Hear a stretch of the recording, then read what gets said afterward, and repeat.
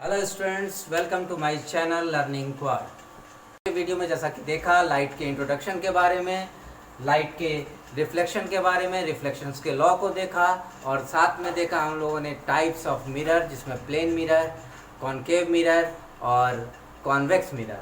आज हम लोग देखेंगे types of reflection. Further study में जाने के पहले, डिटेल स्टडी जाने के पहले हम लोग देखेंगे टाइप्स ऑफ रिफ्लेक्शन।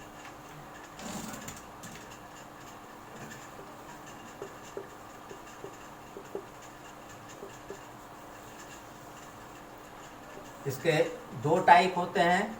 पहला रेगुलर रिफ्लेक्शन और दूसरा होता है इर्रेगुलर रिफ्लेक्शन।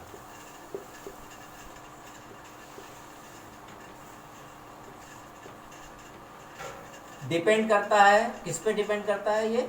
ये डिपेंड करता है surface, smoothness of surface, smoothness of surface. और सेकंड होता है फ्लैटनेस।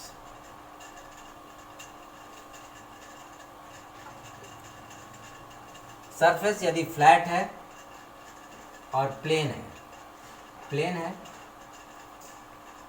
फ्लैट है, तो रेज आ रही है, जिस भी पॉइंट पे आ रही है वो पैरेलल होगी और रीबाउंस होके पैरेलली वापस लौट जाएगी। और दोनों पॉइंट पर ये इसके नॉर्मल हैं, जो एक दूसरे के पैरेलल होंगे। यानी कि जो नॉर्मल है ए पॉइंट पर और बी पॉइंट रख लें हम लोग। ए पॉइंट का जो नॉर्मल है वो बी पॉइंट के पैरेलल, ए का नॉर्मल बी पॉइंट के नॉर्मल से पैरेलल होगा, जिसके चलते इसमें इमेज बनने की संभावना रहती है। और आगे हम देखते हैं, जब सरफेस स्मूथ ना हो, यानी कि इर्रेगुलर हो, सरफेस इर्रेगुलर हो, ऐसे केस में यहाँ का नॉर्मल, ये ए पॉइंट है, ए पॉइंट का नॉर्मल ऐसे है, और बी पॉइंट अगर हम यहाँ लेते हैं तो बी पॉइंट का नॉर्मल इस तरह से हो जाएगा। फिर सी पॉइंट का नॉर्मल ऐसे हो जाएगा, और जो रे आएगी, रे नॉर्मल इस पॉइंट पे आएगी, वो यहाँ पर तो ऐसे लौटेगी, और जब यहाँ पर यही पैरेलल रे आती है तो ये इधर लौटती है। इसका मतलब यहाँ पर ये स्कैटर हो जा रही है, यानी कि डिफ्यूज हो जा रही है, दोनों दो दिशाओं में चली जा रही है, डिफ्यूज हो जा रही है। तो इस तरह के इर्रेगुलर रिफ्लेक्शन को हम डिफ्यूज रिफ्लेक्शन भी कहते हैं, डिफ्यूज रिफ्लेक्शन भी कहते हैं। और रेगुलर रिफ्लेक्शन जो है उसको हम स्पेक्युलर रिफ्लेक्शन भी कहते हैं। इसका एक दूसरा नाम है स्पेक्युलर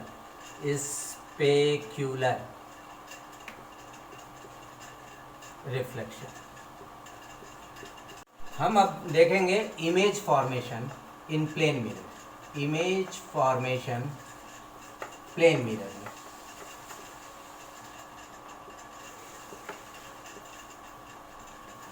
सपोज करिए ये एक फ्लैट मिरर है, प्लेन मिरर, जो आमतौर पर घरों में होता है ड्रेसिंग के लिए और वॉश बेसिन के पास, और इसके सामने ये ऑब्जेक्ट रखी हुई है जो ए और बी है, ये ऑब्जेक्ट ए बी है। अब इससे एक रे आती है और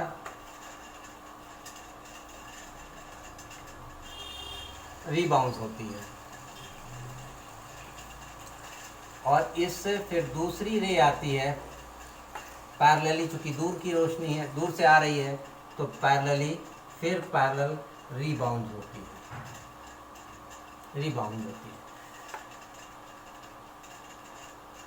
अब चूंकि ये रीबाउंड हो जा रही है तो इमेज कब फॉर्म होती है, जब दो से अधिक रे कहीं मिलती है या मिलती अपियरिंग टू मीट। हाँ, जब अपियर होती है, मीट करती है, वैसी।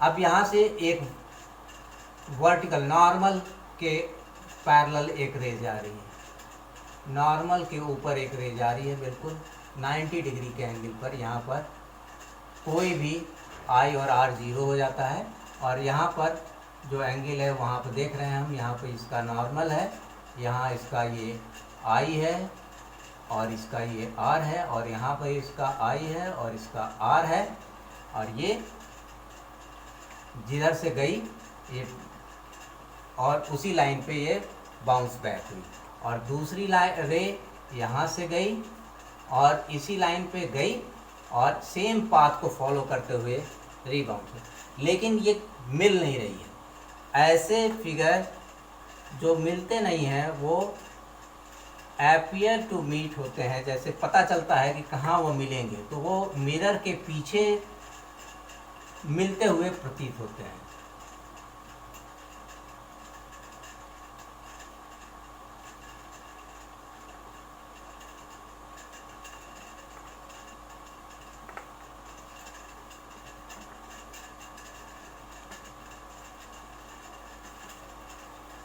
अब आप यहाँ देखिए, यहाँ पर एक रे यहाँ आई और रीबाउंस होके यहाँ पे आई, और दूसरी रे यहाँ पर आ गई, और दो रे जो पैरेलली जा रही है नॉर्मल पे गिर रही है, तो वो रीबाउंड हो गई उसी पाथ पे।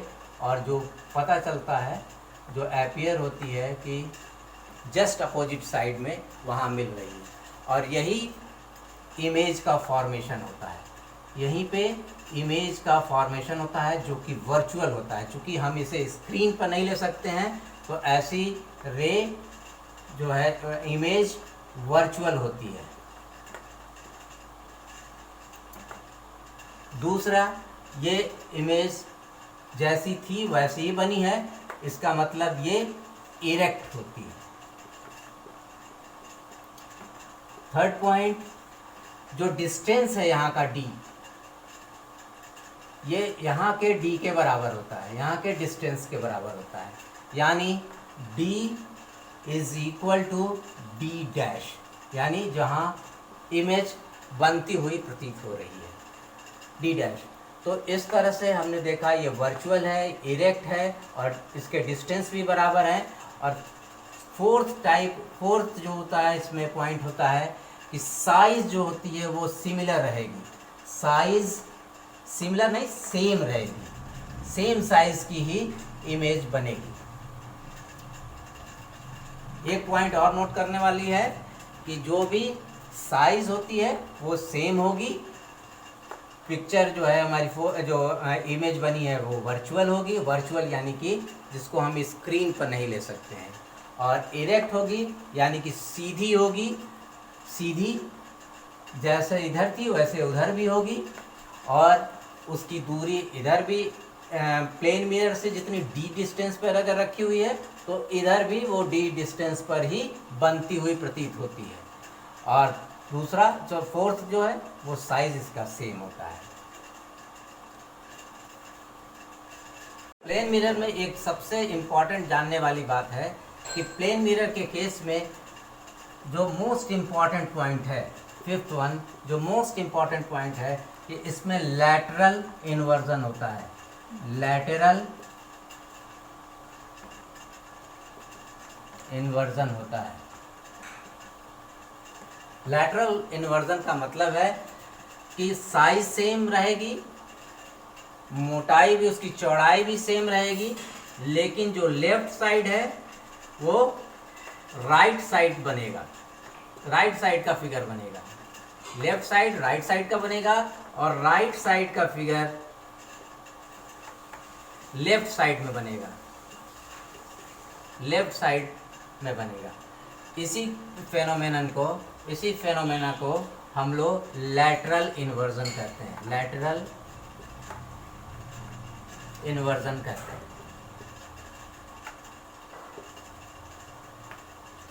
लैटरल इन्वर्जन कहते हैं। ये जानने वाली चीज़ है और बहुत ही इम्पोर्टेंट है ये इनको। और आगे हम लोग पढ़ेंगे स्फेरिकल मिरर।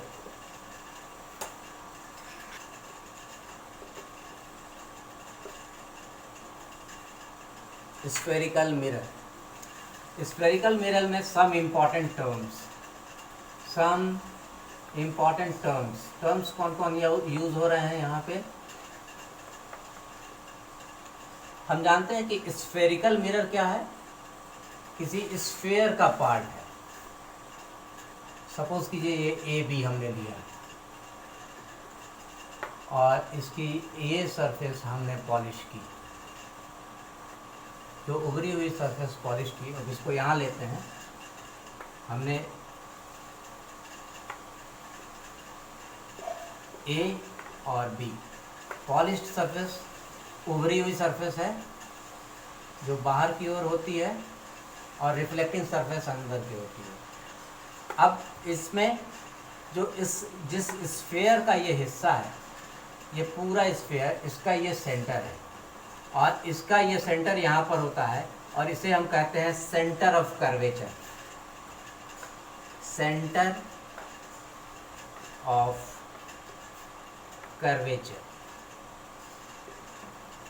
और चूंकि ए और बी इसकी जो भी साइज है, सपोज कीजिए 10 सेंटीमीटर है, तो ये इसका मिड पॉइंट, बीच का हिस्सा, सेंटर, इसका सेंटर जो है वो कहलाता है पोल। और पोल से और सेंटर को मिलाने वाली लाइन जो होती है वो होती है प्रिंसिपल एक्सिस। प्रिंसिपल PAL वाला, PLE वाला नहीं, प्रिंसिपल एक्सिस। और जो लाइन रेज आ रही है वो जिस पॉइंट पर मीट करती है, सारी रेज, जो भी रेज आएगी उसी पॉइंट पर वो मीट करेगी, जो पैरेलल रेज आएगी। इस पॉइंट को हम कहते हैं फोकस। ये सेंटर ऑफ कर्वेचर है, ये पोल है, और ये हुआ F यानी फोकस, यानी कि फोकस।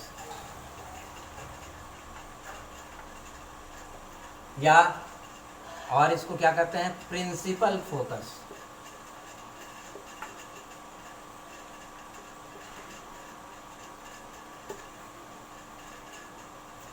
C से और P की दूरी अगर R है, C से P, from C to P, इसे हम रेडियस ऑफ कर्वेचर कहते हैं। C to P radius of curvature कहते हैं।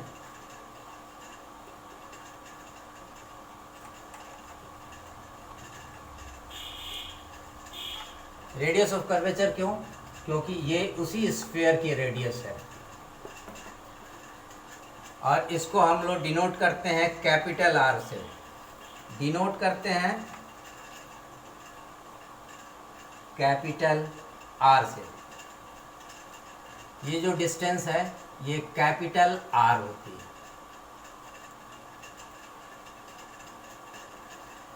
और फोकस, जो फोकस होता है वो R/2 इसके हाफ पर होता है। फोकस इज इक्वल टू जो होता है वो इस रेडियस ऑफ कर्वेचर का हाफ होता है, यानी R/2 होता है। यहाँ पे हम लोगों ने देखा F is equal to R/2। ये सेम जो टर्म्स हैं वो कॉन्वेक्स मिरर में भी होंगे, सेम टर्म्स कॉन्वेक्स मिरर में भी होंगे, लेकिन पोजीशन बदल जाता है। पोजीशन बदल जाता है। क्यों बदलता है? क्योंकि इसके इनर साइड पर हम लोग पॉलिश करते हैं और आउटर साइड जो होता है वो रिफ्लेक्टिंग बॉडी होती है। तो आइए देखते हैं और तब तक इसको नोट कर लीजिए।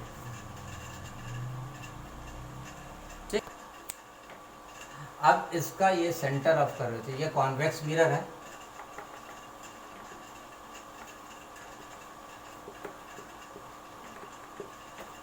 इसमें जो पैरेलल रेज आती है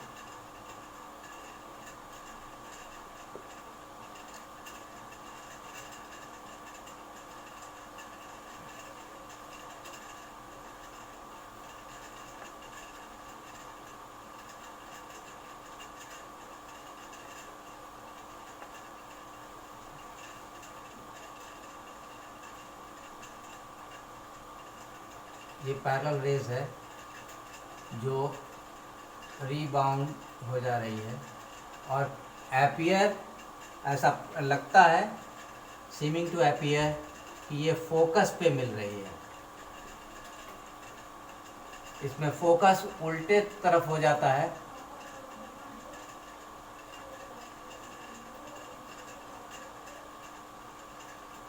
इसमें फोकस उल्टी तरफ हो जाता है।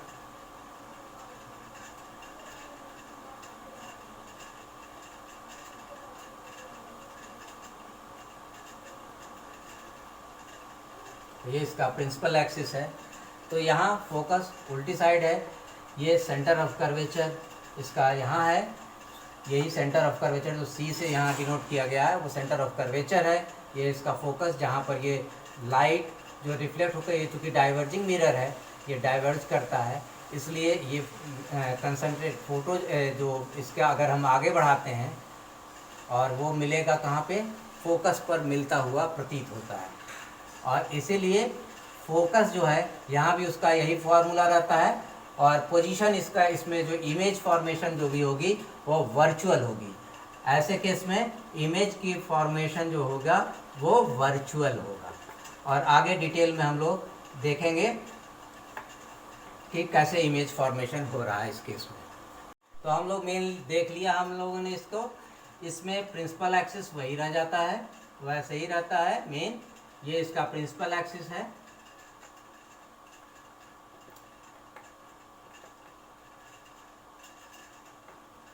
और फोकस जो है पता चलता है कि दूसरी तरफ फोकस होता है इसका, क्योंकि रेज डाइवर्ज करती है, रिफ्लेक्ट बैक होती है। तो आगे अगर हम बढ़ाते हैं उसको तो एक पॉइंट पर जहाँ मिलती है वो उस मिरर का फोकस पॉइंट होता है और सेंटर ऑफ कर्वेचर जो पूरे स्फेयर का जो ये हम लोगों ने पार्ट लिया है वो जहाँ पर उसका सेंटर होता है वो उसकी सेंटर ऑफ कर्वेचर है। तो इस तरह हम देखते हैं कि इस केस में सिर्फ पोजीशनिंग जो है वो बदलती है, रेस्ट, प्रिंसिपल एक्सिस, पोल, फोकस और सेंटर ऑफ कर्वेचर के टर्म्स वही रह जाते हैं, टर्म्स में कोई परिवर्तन नहीं आता। Converging and diverging mirror.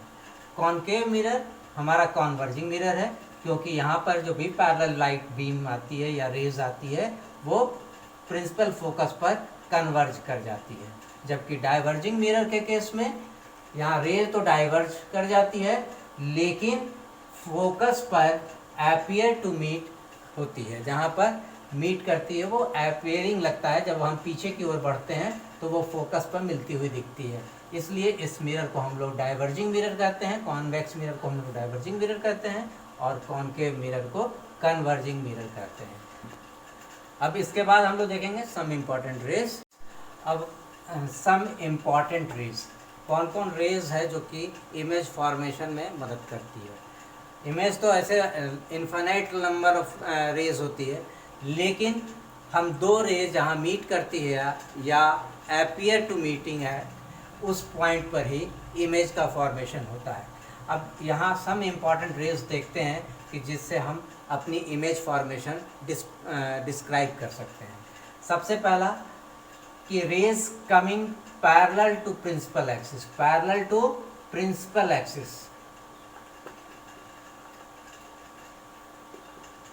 ऐसी रे जो प्रिंसिपल एक्सिस के पैरेलल आएगी वो कन्वर्ज होके, कॉनकेव मिरर के केस में कन्वर्ज होके फोकस से लौटती है।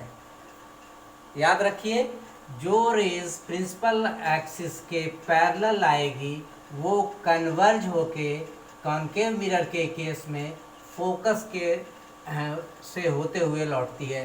या ये कह सकते हैं कि जिस पॉइंट पर वो कन्वर्ज होती है वो उस मिरर का प्रिंसिपल फोकस होता है या फोकस होता है।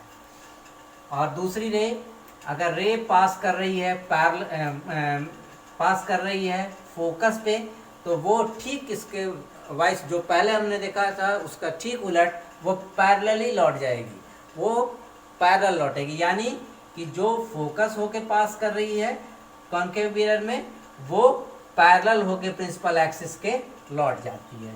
तीसरी इंपॉर्टेंट रे है जो सेंटर ऑफ कर्वेचर से गुजरती है, जो सेंटर ऑफ कर्वेचर से गुजरती है और कॉन्केव मिरर पे पड़ती है, वो बाउंस बैक सेम पाथ पे होती है, जो बाउंस बैक सेम पाथ पे होती है और वो उसी पाथ पर लौटकर सेम मीडियम में चली जाती है।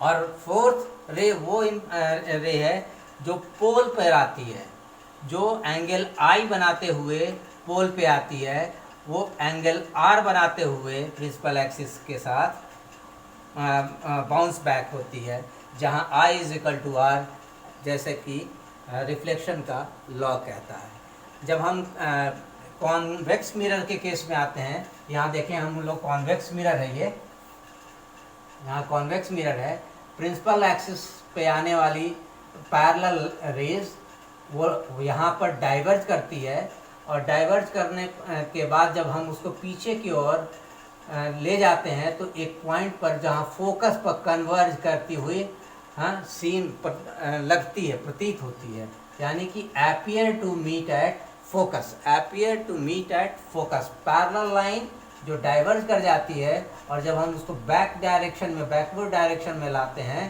तो फोकस पर मिलती हुई अपीयर होती है। दूसरी लाइन जो दूसरी रे जो प्रिंसिपल जो फोकस पे आते हुए प्रतीत होती है, जो फोकस पे आ रही है, seems appear to meeting at focus, वो पैरेलली प्रिंसिपल एक्सिस के पैरेलली वापस लौटती है, वो प्रिंसिपल एक्सिस के पैरेलल लौटती है। तीसरी रे जो रे सेंटर ऑफ कर्वेचर पर आती हुई अपीयर होती है, वो उसी पाथ पे बाउंस बैक हो जाती है।